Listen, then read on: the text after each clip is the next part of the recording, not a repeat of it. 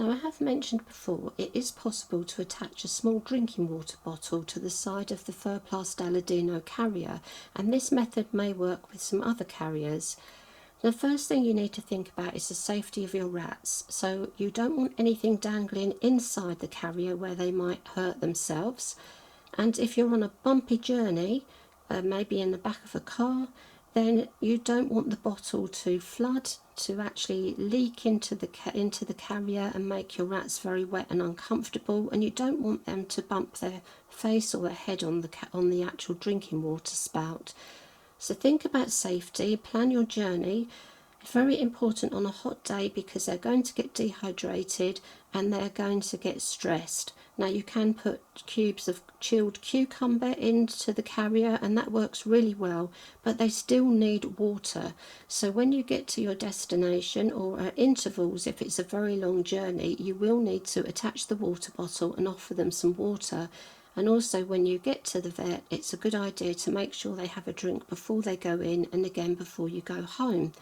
Now, if you're at home and the rats are in there where you're cleaning the cage, just give them a drink of water because it's not going to fall off, it's not going to flood the cage if the carrier is in a stable position.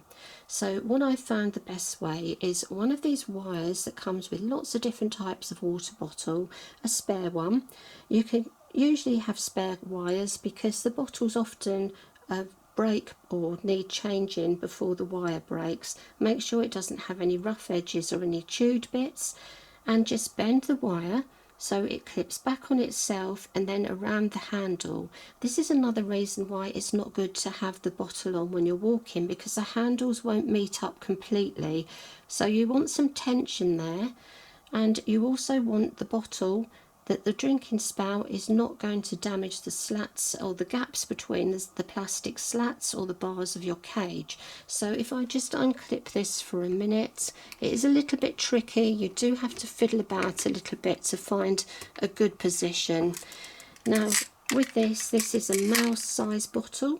The little drinking spout is slightly narrower than some of the other bottles, and it has this little hole there at the top for a hanging loop. So have a little experiment with your bottles, but I find a tiny bottle is brilliant for a small journey. If you're on a long journey, then you can always carry spare water.